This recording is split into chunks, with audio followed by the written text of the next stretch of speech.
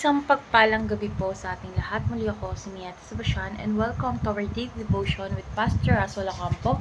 And today is December 27, 2025 and our topic is all about bakit dapat manalangin. So our concept is all about Jesus, the High Priest. So si Jesus po bilang ating dakilang sacerdote ay ang ating tagapamagitan sa Diyos. So, siya ang kumakatawan sa atin sa harap ng Ama at siya rin ang humandog ng ganap para sa ating mga kasalanan. So, dahil kay Jesus, may direkta tayong akses sa awa, biyaya at tulong ng Diyos sa pamagitan ng panalangin. So, our Bible readings for today is all about Hebrews chapter 4, verse 14 to 16, ASND version.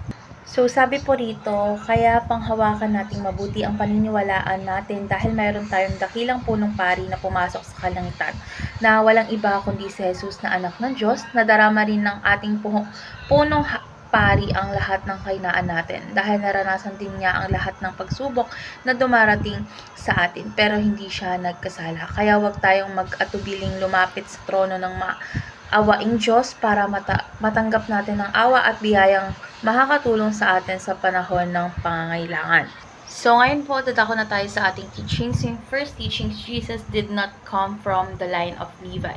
So hindi nagmula si Jesus po sa angkan ng mga paring Levita tulad ng mga pari noon. So ipinapakita nito na ang kanyang priesthood ay hindi ayon sa tradisyon ng tao, kundi ayon sa plano ng Diyos, dahil ang kanyang paglilingkod ay mas mataas at mas ganap kaysa sa lumang sistema. Second, Jesus is a priest in the order of Melchizedek. So, ang pagiging pari ni Jesus ay ayon sa kaayusan ni Melchizedek na walang simula at walang wakas. So, ibig sabihin ng kanyang priesthood ay hindi pansamantala, kundi walang hanggan dahil siya ay hari at pari na sabay na nagdadala ng katwiran at kapayapaan. And last is Jesus is a priest forever who intercedes for us. So, si Jesus po ay patuloy na mananalangin para sa atin sa harap ng Diyos. So, hindi siya napapagod o tumitigil sa kanyang pagpamalasakit sa atin. Dahil dito, may tiyak tayong may kasama at kakampi tayo sa bawat panalangin. So, ngayon dadako na tayo sa ating applications. Yung first application is believe that our salvation coexists with Christ. So, yung ating kaligtasan ay nakatali sa buhay ni Kristo hanggat siya ay buhay. Tiyak ang ating kaligtasan, kaya maaari tayong lumapit sa Diyos ng may buong tiwala. Second is be involved in the ministry of intercessions. So, tayo ay tinatawag na manalangin hindi lang para sa sarili natin, kundi para rin sa iba. So, sa pananalangin, nakikibahagi tayo sa gawain ni Kristo bilang tagapamagitan. So, ang simpleng panalangin mo ay maaaring maging sagot ng Diyos sa pangailangan ng iba. And lastly is benefit from God's answers to prayer. So, kapag nanalangin tayo, natututo tayong umasa sa Diyos. So, nakikita natin kung paano siya kumikilos sa tamang oras at panahon at paraan. So, ang pananalangin ay nagbubukas po ng pinto sa kapayapaan at direksyon ng Diyos.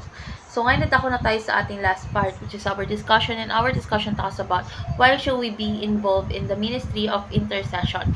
So, for me po, dapat tayong maging bahagi ng ministry of intercession dahil ito ay nagpapakita po or pagpapakita ng pag-ibig at malasakit sa kapwa. So, kapag nananalangin tayo para sa iba, nakikisa tayo sa puso ni Jesus na laging namamagitan para sa atin. So, sa devotion po na ito, natutunan ko na ang panalangin ay hindi lang personal na gawain, kundi isang responsibilidad bilang anak ng Diyos. Kaya sisikapin nating ipanalangin hindi lang ang ating sarili, kundi pati ang pamilya, kaibigan at mga taong nangangailangan.